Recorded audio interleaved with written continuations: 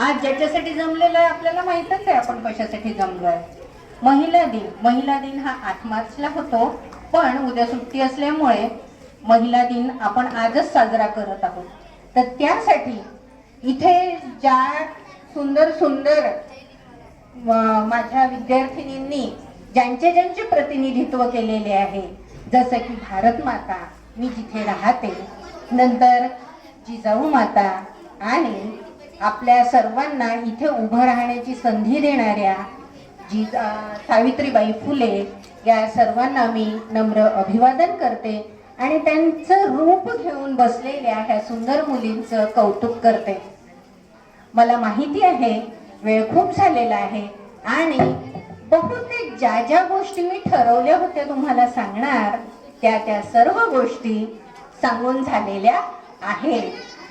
आणि म्हणून तुम्हालाही असं वाटत असेल आता ह्या ज्या रोकडे मॅडम आहेत, जैन मॅडम आहेत, ह्या अजून नवीन काय सांगणार आहेत बरं. तर सर्वप्रथम तुम्ही मला इथे बोलवलं, आयोजकांनी, ह्या शाळेच्या गुरुजनांना मी नमस्कार करते. आदरणीय HM सर आहेत, त्यांना मी धन्यवाद देते आणि त्यांनाही नमस्कार म्हणते. आणि सर्व महत्त्वाचं म्हणजे ज्यांच्यासाठी आपण जमलेलो आहोत, तुम्ही माझ्या विद्यार्थी मित्र आणि मैत्रिणींनो, इकडे मित्र बसले आहेत, इकडे मैत्रिणी बसल्या आहेत आणि इकडे माता पालक आहेत, गावातल्या प्रतिष्ठित सरपंच मॅडम आहेत. ह्या सगळ्यांना बघून मी तुम्हाला खूप आनंदी वाटत आहे आणि 2 गोष्टी सांगण्याचा माझ्या परीने प्रयत्न करते. मला असं वाटेल की मी खूप सोप्या शब्दामध्ये सांगते आणि तुम्ही ते समजून घ्यावं. तर आज 8 मार्चच्या निमित्ताने आपण जमलेलं आहे. 20व्या शतकाच्या सुरुवातीला म्हणजे 1908 मध्ये न्यूयॉर्कमध्ये 15,000 स्त्रियांनी जमा होऊन त्यांनी एक मोर्चा काढला होता, जसं सरांनी सांगितलेलं आहे की त्या निमित्ताने आपण सगळे जमा झालो. पण कशासाठी जमा झालो तर स्त्रियांना समान वेतन नव्हतं, स्त्रियांना कामाचा जो तास होता तो जास्त होता आणि त्यानुसार त्यांना वेतन सुद्धा मिळत नव्हतं. यासाठी स्त्रिया अगदी आतून खूप नाराज झाल्या होत्या आणि त्याचं मागणं कोणाकडे आपली फरियाद मांडावी ह्या दृष्टिकोनातून तिथे जमलेल्या होत्या. आणि अजून एक तिसरा मुद्दा जो होता तो मुद्दा होता की मतदानाचा समान अधिकार मिळाला पाहिजे. या दृष्टिकोनातून ते हे झालं होतं, काय म्हणू आपण त्याला, बंड पुकारलं गेलं होतं. आणि तेव्हापासूनच 8 मार्च हा जागतिक आंतरराष्ट्रीय महिला दिन म्हणून साजरा केला जातो. आपण खूप भाग्यवान आहोत, त्या लोकांना बंड पुकारावं लागलं, पण आपल्याला बाबासाहेबांनी संविधानातून मतदानाचा अधिकार आधीच दिलेला आहे. पण त्या मतदानाचा अधिकार आपण किती प्रामाणिकपणे, हा मुलांनो तुमच्याकडे येणार आहे मी, थोडंसं ऐका. तर हा अधिकार आपण सगळ्यांनाच विचारते आहे मी की आपण किती प्रामाणिकपणे तो वापरतो. याची मोठी गोष्ट आपल्याला विचारात घ्यायला पाहिजे. ते कसं विचारात घेता येईल, आपल्याला जे अधिकार मिळालेले आहेत तेच माहिती नाही. जसं पोहेकर मॅडमने सांगितलं की काही अधिकार, भरपूर सारे आपल्याला अधिकार आहेत आपल्या संविधानाने दिलेले, पण ते अधिकार आपल्याला माहीतच नाही आहेत. जसे 498, 125 हे कलम कशासाठी वापरले जातात हे आपल्याला माहिती नाही. हे सगळं माहिती करून घेण्यासाठी कशाचा वापर व्हावा लागेल, सगळ्यात पहिले तर आपल्याला ज्ञान घ्यावं लागेल आणि ज्ञान मिळवण्यासाठी आपल्याला शिक्षण घ्यावं लागेल. ते शिक्षण घेण्यासाठी सावित्रीबाई फुलेंनी जो संघर्ष केला तो संघर्ष आपणा सर्वांना माहिती आहे. तसा संघर्ष आपल्याला आता करावंही लागत नाही. आपल्याला आयतच शाळेत भेटतं, सरकार फुकट शाळेमध्ये मुलींना फुकट शिक्षण देतं, विना सगळं काही करता आपल्याला खिचडी सुद्धा खायला मिळते. पण आपण त्याचा फायदा किती घेतो. आईने जबरदस्ती आई वडिलांनी ढकलून द्यावं लागतं शाळेमध्ये, तेव्हा कुठे आपण येतो. आणि मुलांचं सुद्धा तसंच आहे की जबरदस्ती ढकलावं लागतं. शाळेची स्वतःला किती आतून आवड आहे की मला शाळेत गेलं पाहिजे, बरं मग शाळेत जाण्यासाठी 5 वर्षाचा मुलगा किंवा 6 वर्षाचा मुलगा त्याला त्याला म्हणता येईल का की मला शाळेची खूप आवड आहे?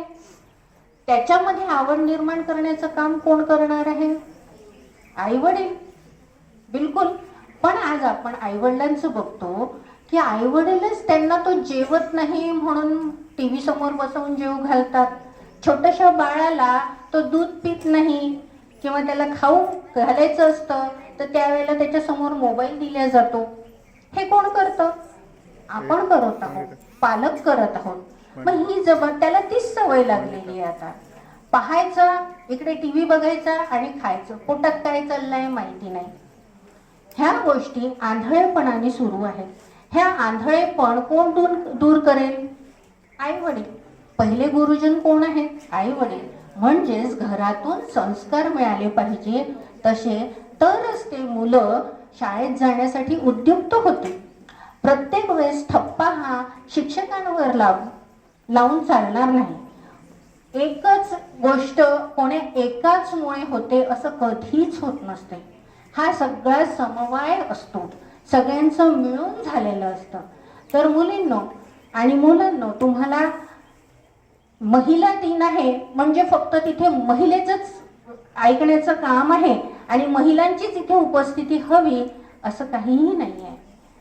मुलांना सुद्धा त्यांच्या आई आहेत, त्यांच्या बहिणी आहेत, त्यांच्या आजी आहेत. पुढे जाऊन आपण एक चांगले नागरिक बनणार आहोत आणि महिला हे अर्ध जग तिचं आहे. ह्या दृष्टिकोनातून मुलांना सुद्धा हे शिक्षण, महिला दिन का असावा, का साजरा करावा, ह्याच्यासाठी आपण जागरूक झालेलो पाहिजे. तर ह्याच्यासाठी 4 गोष्टीसाठी आपण महिला दिन साजरा करत असतो. सगळ्यात पहिले तर ऐतिहासिक कार्य आहे जे मी तुम्हाला सांगितलंय आता, न्यूयॉर्कमध्ये झालेलं आहे ते. त्याच्यानंतर आहे सामाजिक कार्य. सामाजिक कार्यामध्ये काय आहे की मुलींना जागृत करणं, समाजाला जागृत करणं, समाज सुसंस्कृत व्हावा. कोणत्या कोणत्या महिलांनी चांगले चांगले कार्य केलेले आहेत त्यांचे उदाहरणं तुमच्या समोर ठेवावे, जेणेकरून त्यांचा गौरव करावा, जेणेकरून आपल्याला ते प्रोत्साहन मिळेल, प्रेरणा मिळेल. इथे पोहेकर मॅडम आल्या, त्यांच्याकडून आपल्याला किती प्रेरणा मिळाली. त्यांनी स्वतःचं जीवन सांगितलं की मी कशा परिस्थितीतून वरती आलेले आहे आणि मी काय स्वप्न घेऊन आले होते. हेच तुम्हाला काय प्रेरणा देतात. आता इथे बसलेल्या सगळ्या ज्या गृहिणी आहेत, काम करणारे आहेत, यांना पण कुठे ना काहीतरी स्वप्न आहेत की नाही. पण स्वप्न हे मुंगेरी लाल के हसीन सपने असं नको. स्वप्नांना काय पाहिजे? ऍक्शन पण पाहिजे. मोटिवेशन खूप असतं पण ऍक्शन तिथे काहीही नाही. पुस्तक आपण घेऊन बसलेलो आहे पण ते वाचतोय का, अभ्यास करतोय का, आभास करतो आहे, याच्यातला फरक आपल्याला समजला पाहिजे. इथे आदरणीय सरपंच मॅडम बसलेले आहेत. ह्या सरपंच मॅडमने आपली परिस्थिती कशी होती आपल्याला शिकायला सुद्धा मिळत नव्हतं. अशा वेळेस आज परिस्थिती बघा कुठे आहे. कल्पना चावला आहे, सरपंच आहे, पोलीस आहेत, शिक्षक आहेत, डॉक्टर्स आहेत. परिस्थिती एवढी काही बदललेली आहे. मग आज महिला दिन साजरा करण्याचं एक मला छोटंसं कारण जे इथे सांगितलं गेलं नाही ते सांगायचं वाटतं की 2 कारणांसाठी आवश्यक करला पाहिजे. तो आहे की स्वातंत्र्य जे मिळालं आहे ते स्वातंत्र्य टिकवून ठेवता आलं पाहिजे. स्वातंत्र्य म्हणजे स्वैराचार नव्हे. स्वैराचार म्हणजे काय तर त्या शब्दातच आलेला आहे की स्वतःचेच स्वतः वैरी झालेलो आहोत. आपल्या मुलींना एवढं स्वातंत्र्य मिळालेलं आहे, आई वडील आपल्याला शिकवतात आहे आणि आपण शिकायला तयार नाही आहोत. आताच मॅडमनी सांगितलं की ह्या गावामध्ये कित्येक मुली पळून गेलेल्या आहेत. पळून कशाला जावं लागतं? का बरं पळून जायचं? कुठूनच पळून जाऊ नये. कोणत्याही जबाबदारीतून पळून जाऊ नये किंवा कोणत्याही परिस्थितीला सामना देण्यापासून पळून जाऊ नये. जर तो व्यक्ती चांगला असेल, जर तुम्ही त्या सगळ्या नियमात बसत असाल तर आपल्याला कोणतीही गोष्ट पळून जाऊन चोरी छुपे करण्याची गरजच नाहीये. आहे का? पळून कधी जावं लागेल? जेव्हा ती गोष्ट वाईट असते. चोरी कधी करावी लागेल? जेव्हा ती गोष्ट आपल्याला त्यांची आहे पण ती आपल्याला देत नाही, हिसकाटून घ्यायची असते, त्यावेळेला चोरी करते.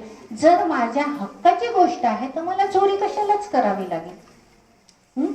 18 वर्षानंतर तुम्हाला तुमच्या लाईफमध्ये, आता 18 नाही 21 वर्षानंतर तुम्हाला तुमच्या लाईफमध्ये निर्णय घेण्याची क्षमता येते.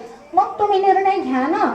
इथे आपल्याला आपलं 2 टाइम खाता येत नाहीये, काय कमवणार आहे आपण? आपल्याला व्यवहार ज्ञान नाहीये, आपल्याला जगामध्ये कसं वागायचं ते समजत नाहीये, आणि आपण काय करतो आहे, आकर्षणाचे बळी पडतोय. कोणीतरी मला खूप छान वाटतं आणि मग मी त्याच्यासोबत चालली जाणार.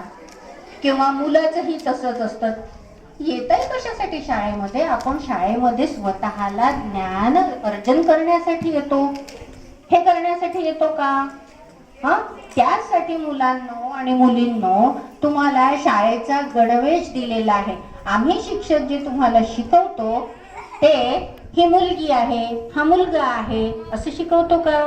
एक सारखे गणवेश असतो. कोणी श्रीमंत आहे, कोणी काळा आहे, कोणी गोरा आहे, हा कोणताही भेदभाव करत नाही. कारण एका रूपात आम्ही तुम्हाला बघत असतो, एका रूपात बघत असतो. मग त्यासाठी सगळेच्या सगळे विषय, सगळे शिक्षक अशाच पद्धतीने शिकवतात की माझ्या सगळ्या मुलांना, विद्यार्थ्यांना समजले पाहिजे. तिथे तुम्हाला मटकून चटकून येण्याची काहीही गरज नाहीये. पण हे होत कशामुळे आहे? आपल्याला शाळेत येण्याचं महत्त्वच माहिती नाहीये. शाळेत येण्याचं महत्त्व, जसा पहिला मुद्दा मी मांडला होता की हे आपल्याला घरून समजायला पाहिजे की शाळेत का जायचंय, शाळेतले विषय का शिकवले जातात. असंच एक गोष्ट आहे, मी सायन्सची शिक्षिका आहे, गणिताची शिक्षिका आहे, तर लोक म्हणतात मला तर 11वी 12वी पुढे तर काही गणित घ्यायचं कामच नाही, मग आता कशाला गणित शिकायचं? तर 10वी पर्यंत गणित तुम्हाला व्यवहार ज्ञान शिकवतं. जर मला पुढे डॉक्टर व्हायचं आहे, मग इतिहास भूगोल शिकून काय फायदा आहे असा विचार करू शकतात विद्यार्थी. पण मला जगाची ओळख व्हायला पाहिजे, जगामधली माणसं कशी आहे, व्यवहार कसा चालतो हे कळालं पाहिजे. माझ्यावर कोणते कोणते अन्याय झाले आणि ते अन्याय मी पुढे होऊ देणार नाही, यासाठी मी इतिहास, समाजशास्त्र शिकतो.